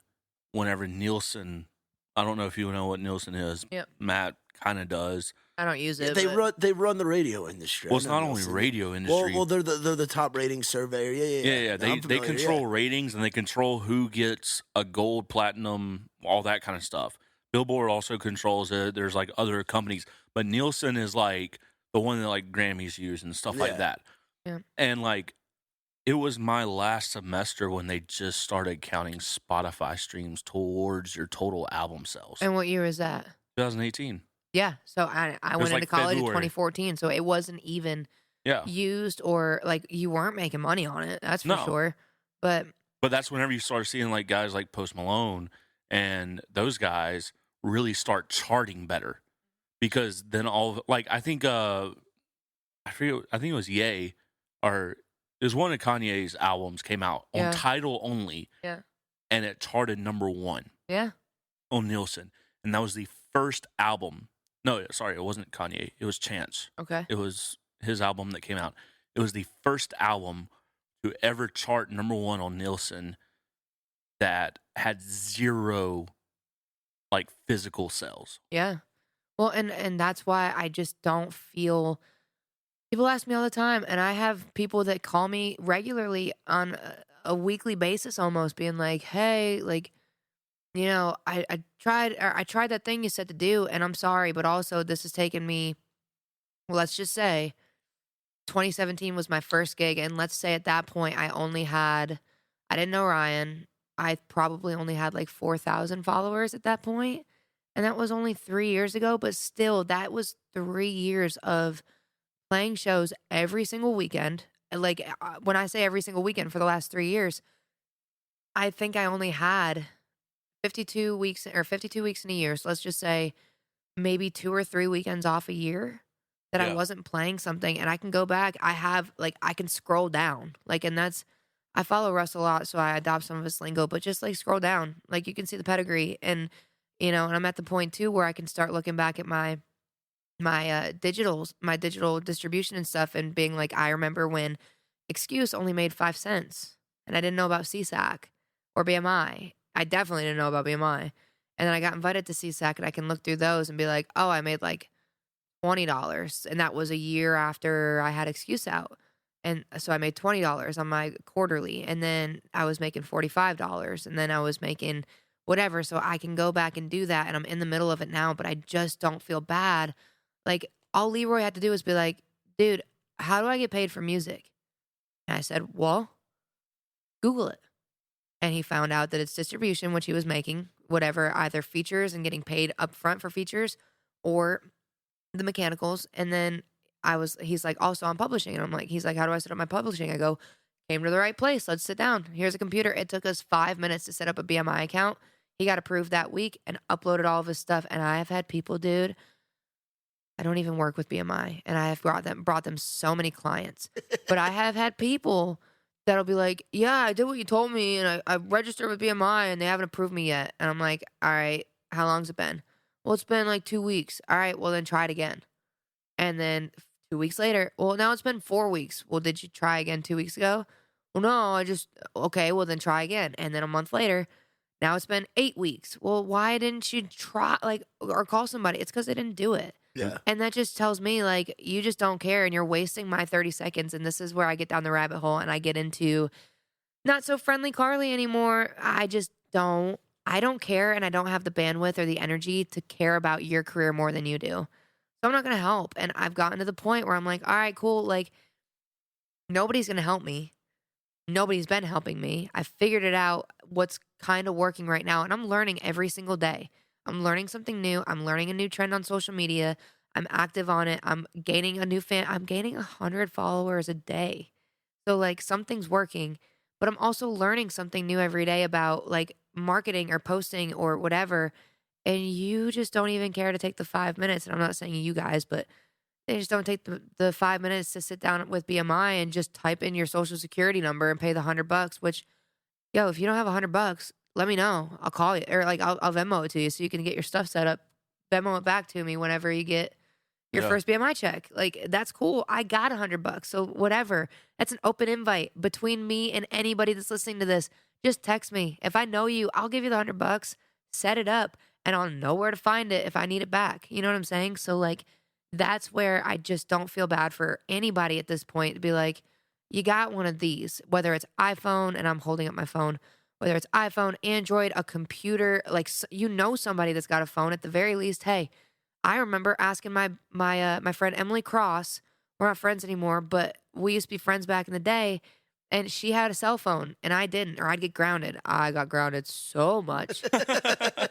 And my parents would take my phone, and I would not have a phone for a week, but I had a little boyfriend I had to talk to. Be like, Emily, can I give you $5 to, like, use your phone for 20 minutes, whatever? Or can I use your phone for 5 minutes? Or we'd pass it back and forth. She'd sit on her phone, and then after 5 minutes, she'd be like, oh, I forgot. Brady texted you back, and she'd hand me her phone, and I'd get to text him. And, like, I'm pretty sure Brady Sawsville up in Cambridge, New York, still has Emily Cross's phone number memorized too from all that. So, like, you have somebody that you can ask, hey, can I borrow your phone for a minute? If you don't have one, if yours is out of commission, because I do know artists who are still struggling to pay their phone bills and only get access on Wi-Fi, but also, homie, you can drive to McDonald's and get Wi-Fi real quick and look up how to make money from music. And that's a lot of words that just came out of my mouth. I took a big breath. If I can just sum up what she said. This Yeah. is something I said to somebody the other day. If you're not willing to invest in yourself, nobody's going to invest in you. Yeah, that's very, very, very much true, and something we haven't even really brought up and talked about yet. You got these cool new plaques. Yeah. New Congrats. wall art. Yeah, congratulations, Billboard #1s. What was that feeling like to get that? And granted, they are technically Upchurch projects, but it's something that you were a part of, and it's you were part of the project, and like for Ryan to get them made for you and all that, like what's that feeling like for you? Because you shared you put together like a cool little video of you playing in front of, and it was like one little part of it was like playing when there's nobody there, and then like they'll come up, and then there's a picture you hold #1. It was freaking dope. Yeah. Like, what's that feeling been like, and how's that all been? Well, I'll tell you the roller coaster ride that it's been since I posted that. Man, these thunderstorms are awesome right now.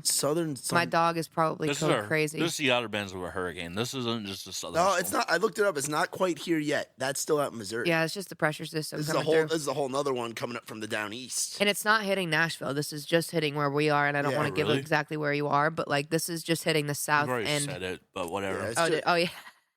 Oopsies. We're not quite there, but It's a big place. There's a lot of places here. oh yeah.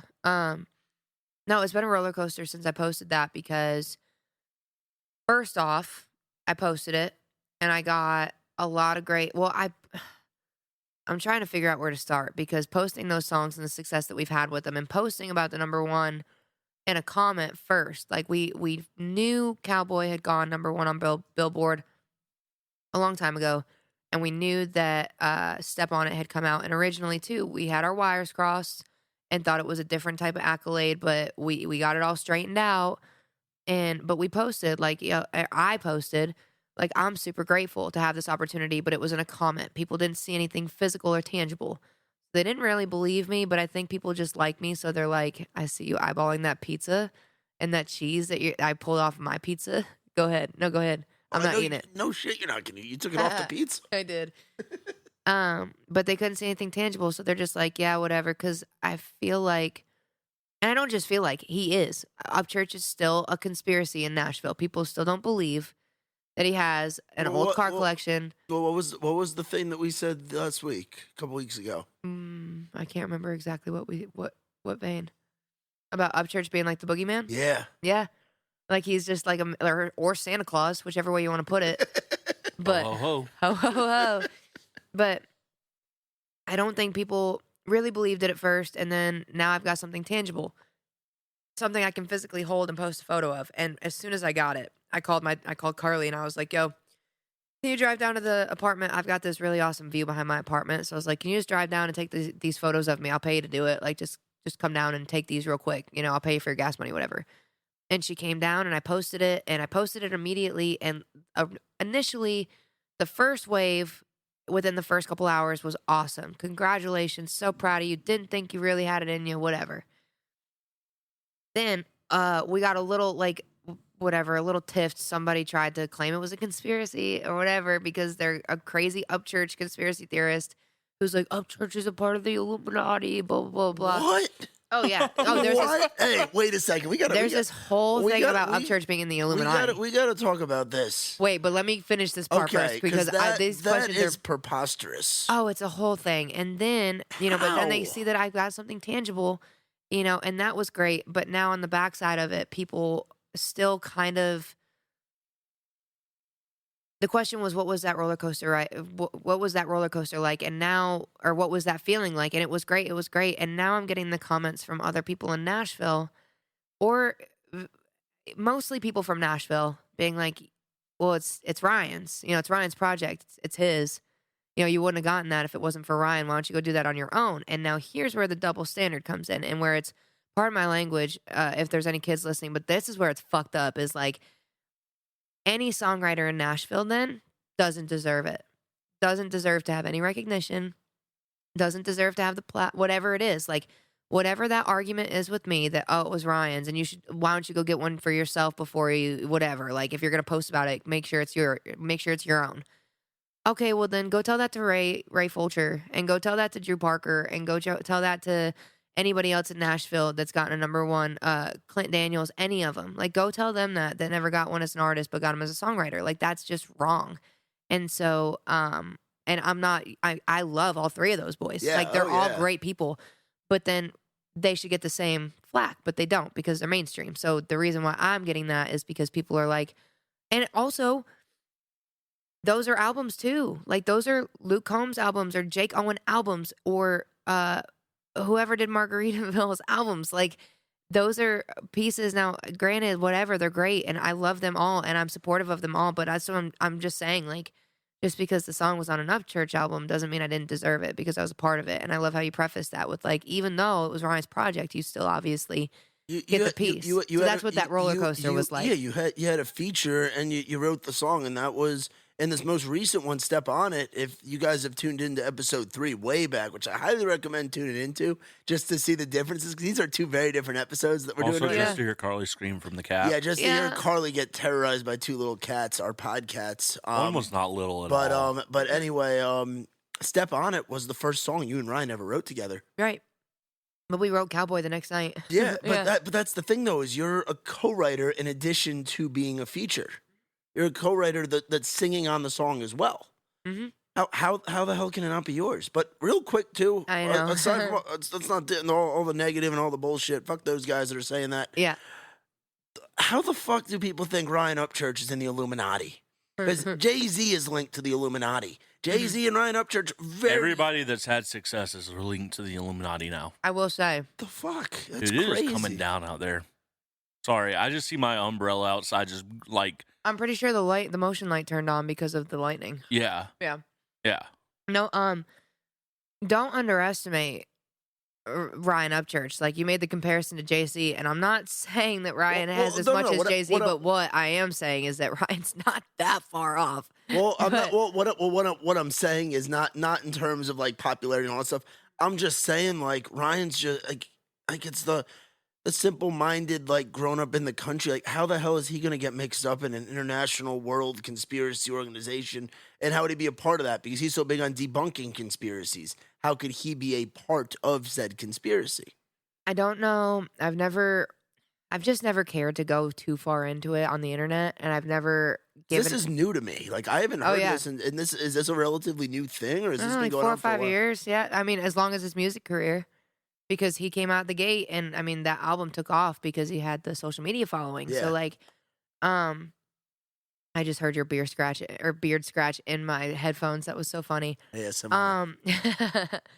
But I don't know the specific details. All I know is that a lot of people that they still support him because they follow him and they track his stuff and they make videos and promote him. And I think a lot of them buy merch and listen to the music or whatever. So they're paying him essentially, but they claim that he is a part of the Illuminati.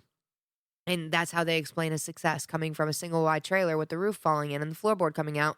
You can ask Luke Combs about that because he stayed there.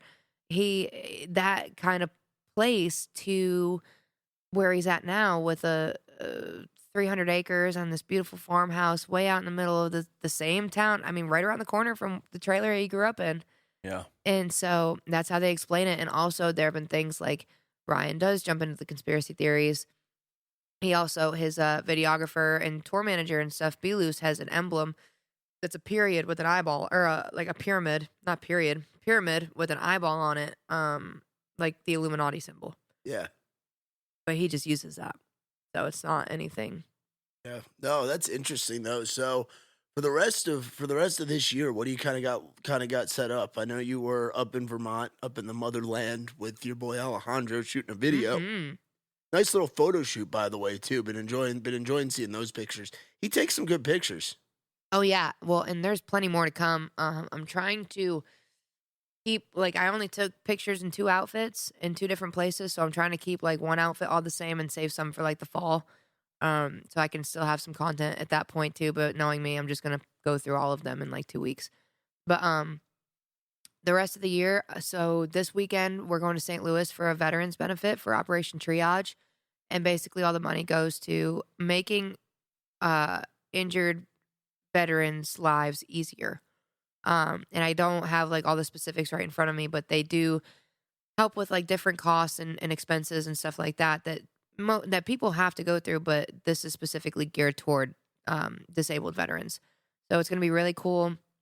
It's put on by Mr. Brian Judy out there in St. Louis, so that'll be cool. And then we've got Cotton Eye Joe with Hayden Kaufman in September. I've got a couple acoustic shows like down in the Atlanta, Athens, Georgia area. And then we've got Keller's in Gallatin, Hartsville area in Tennessee. Full band with Betty James. I'm headlining it, but with Betty James and Chase Matthew on the ticket on October the 8th. And then we've got Cahoots in Lebanon, November 14th. And we've just got things booked out. I'm supposed to be playing in Lake Charles, Louisiana in 2 weeks. Don't think that's going to be happening, but we'll see. Hopefully, I hope. I got buddies down there right now with homes underwater that they're currently trying to drain and pick up. Thoughts and prayers for everybody down there in the Gulf right now. Yeah. This was something we actually talked about in the Grapevine podcast this past week was about hurricane prep. And, of course, Tyler, a guy from South Alabama, he knows all about hurricanes and stuff. So our thoughts and prayers are with everybody down there in the Gulf. And also let us know if you need help. Like I at the very least, message me. Like I'll drive down there. I don't care.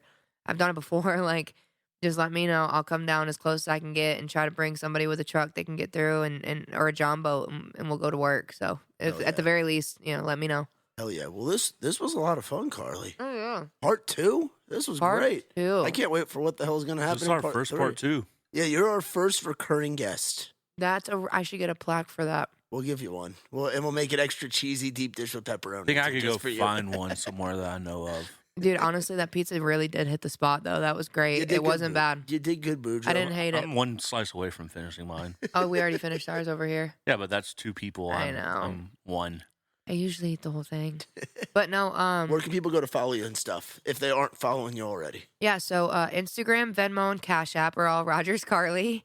And I say that because all those are the same username, but Facebook is just Carly Rogers Music, Spotify, Apple Music, Google Play, Amazon, all that. And if you want to just hear my opinions about things, I'm on Twitter, Carly Rog Music.